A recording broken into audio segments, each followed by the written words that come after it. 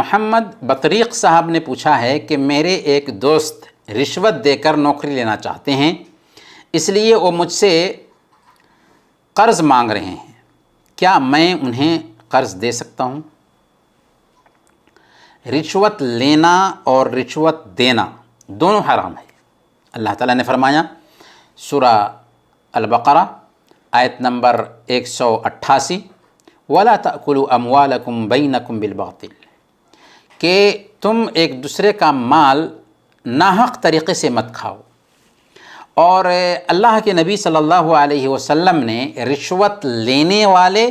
اور رشوت دینے والے دونوں پر لعنت بھیجی ہے۔ البتہ اگر وہ ملازمت کے حقدار ہیں جو آپ سے قرض مانگ رہے ہیں، ان کے اندر اہلیت پائی جا رہی ہے اور رشوت دینے کے نتیجہ میں کسی دوسرے کے حق پر زیادتی بھی نہیں ہو رہی ہے، یا ان کے جیسے یا ان سے بہتر شخص کو ملازمت سے محروم بھی نہیں کیا جا رہا ہے، اور ان کو یہ حق رشوت دیے بغیر نہیں مل سکتا، تو ایسی حالت میں ان کے لیے رشوت دے کر نوکری حاصل کرنا جائز ہے۔ اگرچہ لینا حرام ہوگا، لیکن وہاں پر مجبوری ہے اور ان کے اندر اہلیت ہے، ہو سکتا ہے کہ دوسرے جن کو اہلیت نہ ہو پیسہ دے کر کے نوکری پہ لگ جائیں، اس لیے ایسی حالت میں ان کے لیے رشوت دینا جائز ہے۔ اگر یہ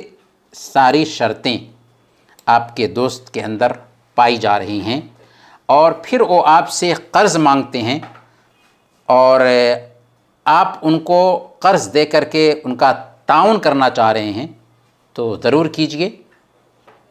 اگر یہ شرطیں ان کے اندر نہیں پائی جا رہی ہیں اور صلاحیت نہ ہونے کے باوجود وہ رشوت دے کر کے نوکری لینا چاہ رہے ہیں یا اس سے دوسروں کا حق مارنا چاہ رہے ہیں، تو ایسی حالت میں نہ تو ان کے لیے جائز ہوگا رشوت دینا اور نہ ہی آپ کے لیے جائز ہوگا قرض دینا، کیونکہ اللہ تعالیٰ فرماتا ہے وَتَعَاوَنُوا عَلَى الْبِرِّ وَالتَّقْوَى